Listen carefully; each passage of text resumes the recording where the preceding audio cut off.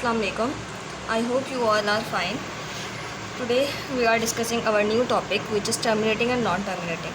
Terminating decimal fraction आपके पास वो होते हैं लाइक मैंने आगे लिखा मेंशन भी किया हुआ है जैसे कि रैशनल नंबर जो होते हैं जिनका आपके पास आंसर फाइनाइट हो और लिमिटेड हो। जैसे कि अगर हम 1 को 2 से डिवाइड करते हैं जो 0.5 आपके पास आंसर आ रहा है एक डेसिमल में बेस कर रहा है तो ये आपके पास टर्मिनेटिंग डेसिमल फ्रैक्शन आ जाएगा।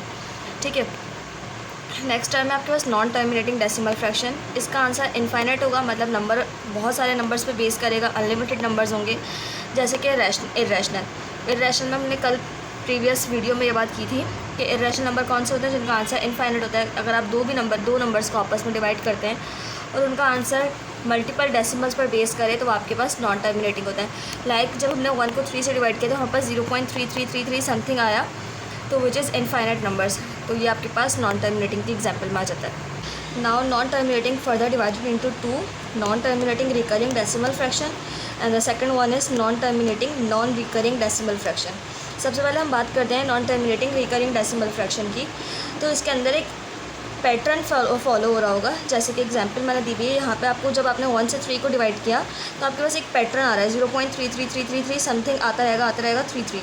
तो ये एक पैटर्न है, तो ये आपके पास एग्जांपल आ जाएगी नॉन टर्मिनेटिंग रिकरिंग की। इसी तरह अगर हम नेक्स्ट एग्जांपल लें तो आपके पास 9 डिवाइडेड बाय 11। यहाँ पे भी आपके पास डेसिमल के बाद डिजिट तो 2 हैं, 8 और 1 है, लेकिन यहाँ पर भी एक पैटर्न है कि 8 के बाद 1 आ रहा है, फिर 8 के बाद 1, फिर 8 के बाद 1 और ऐसे ही फर्दर पूरे कैलकुलेटर में 8 डिजिट कैलकुलेटर होता है तो आपके पास इसी तरह का आएगा। तो आप इसको कहेंगे कि ये पैटर्न फॉलो कर रहे थे, ये नॉन टर्मिनेटिंग रिकरिंग डेसिमल में आ जाएगा। जबकि जो सेकंड वन है आपके पास non terminating non recurring decimal fraction, इसके अंदर कोई पैटर्न फॉलो नहीं होगा। जैसे कि आपके पास एग्जांपल ले लीजिए √2, जब हमने देखा √2 की वैल्यू क्या होती है तो आपके पास आ रहा है 1.414213। अब डेसिमल के बाद यहाँ पर 414213 है, कोई पैटर्न फॉलो नहीं हो रहा जिसकी बेस पर आप ये कहेंगे ये पैटर्न फॉलो हो रहा है, तो ये आपके पास नॉन रिकरिंग की एग्जांपल आ जाएगी। नेक्स्ट आपके पास एग्जांपल मैंने दी हुई है √3 की। जैसे इसमें जब आप √3 का आंसर लेंगे तो आपके पास क्या आ रहा है 1.73205। अब डेसिमल के बाद जितने भी डिजिट्स हैं वो सारे आपस में अपोजिट हैं, सारे आपस में एक दूसरे से अलग हैं, तो यहाँ पर भी कोई पैटर्न फॉलो नहीं हो रहा। जबकि यहाँ पर अगर हम फर्स्ट वाले की बात करें रिकरिंग की तो इसमें एक पैटर्न था 818181 इस तरह था, और यहाँ पर भी 33333 था। तो ये दो उसकी नॉन टर्मिनेटिंग की ही टाइप्स थी आपके पास। ठीक है, आई होप यहाँ तक आप लोगों को क्लियर होगा। फर्दर हम क्वेश्चन नंबर 2 कंटिन्यू करते हैं। Now we are doing question number 2 of exercise 1.1। सबसे पहले मैं आपको क्वेश्चन बता देती हूँ। उस क्वेश्चन में आपने क्या करना है कि फ्रैक्शन को आपने डेसिमल के अंदर कन्वर्ट करना है सबसे पहले, उसके बाद आपने उसको इंडिकेट करना है, उसको आपने अलग अलग सेपरेट कॉलम में बताना है कि टर्मिनेटिंग कौन है और नॉन टर्मिनेटिंग कौन सा है। मैंने आपको बताया नॉन टर्मिनेटिंग की फर्दर 2 टाइप्स हैं जो कि रिकरिंग और नॉन रिकरिंग है, लेकिन इसके अंदर आपको ये नहीं बोला हुआ कि आप टाइप्स बताएं कि रिकरिंग है या नॉन रिकरिंग है। आपने सिर्फ ये बताना है कि टर्मिनेटिंग है या नॉन टर्मिनेटिंग है। So the question number 1 is 5 divided by 8। आपने सिंपल कैलकुलेटर से 5 को डिवाइड कर लिया 8 से। जब आप उसका आंसर चेक करेंगे तो द आंसर इज़ 0.625। अब ये देखें सिर्फ 3 डिजिट पे बेस कर रहा है तो ये फाइनाइट नंबर है, तो ये आपके पास क्या हो जाएगा terminating. Second question is 4 divided by 18। हमने सिंपल 4 को डिवाइड कर लेना है 18 से।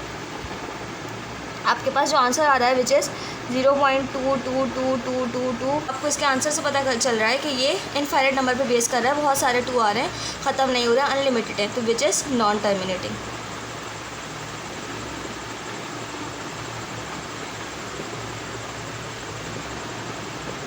अच्छा, अगर मैं बात करूं कि अगर आपसे पूछूं रिकरिंग या नॉन रिकरिंग है तो ये रिकरिंग होगा। क्यों? क्योंकि इसके अंदर एक पैटर्न फॉलो हो रहा है, सिर्फ 222 है, इसके अलावा आपके पास कोई दूसरा नंबर नहीं है। Now the third question is 1 divided by 15। जब आपने 1 को डिवाइड किया 15 से तो आपके पास जो आंसर आ रहा है विच इज़ 0.06666, बहुत सारे 6 हैं और फिर 7 है, तो ये भी डेसिमल के बाद अनलिमिटेड नंबर है, तो ये भी आपके पास क्या है नॉन टर्मिनेटिंग है। Now the fourth question is 49 divided by 8। आपने सिंपल 49 को डिवाइड कर लेना है 8 से। The answer is 6.125। अब आपके पास डेसिमल के बाद सिर्फ 3 डिजिट्स आ रहे हैं तो ये आपके पास फाइनाइट है which is terminating. Now the fifth question is 207 divided by 15। 207 को आपने डिवाइड कर लेना है 15 से। The answer is 13.8। ये भी आपके पास डेसिमल के बाद सिर्फ एक नंबर आ रहा है तो ये भी टर्मिनेटिंग आ जाएगा। Now the last question of this part आपके पास है 50 डिवाइडेड बाय 76। आपने 50 को डिवाइड कर लेना है 76 से। तो डेसिमल में जो आपके पास आंसर आ रहा है वो है 6 5 7 8 9 4 7 3 6 8। अब डेसिमल के बाद ये भी बहुत सारे नंबर्स हैं और ये सारे के सारे अलग हैं, एक दूसरे से मतलब कोई पैटर्न फॉलो नहीं कर रहे, तो ये भी आपके पास क्या है, नॉन टर्मिनेटिंग। और वैसे ये नॉन रिकरिंग भी है, लेकिन फ़िलहाल हमने रिकरिंग और नॉन रिकरिंग की बात यहाँ नहीं करनी है, ये सिर्फ नॉन टर्मिनेटिंग डेसिमल फ्रैक्शन है। आई होप आपको ये पार्ट क्लियर होगा। कोई क्वेश्चन हो तो ज़रूर कमेंट बॉक्स में दे दीजिएगा, मैं आपको ज़रूर रिप्लाई करूँगी। यहाँ पर हमारा क्वेश्चन नंबर 2 कंप्लीट हुआ। क्वेश्चन नंबर 3 में मुलाकात होती है इंशाल्लाह नेक्स्ट वीडियो में। आई होप कि आप लोगों को ये सवाल समझ आया होगा। तो don't forget to subscribe my channel and like my videos. अल्लाह हाफिज़, टेक केयर।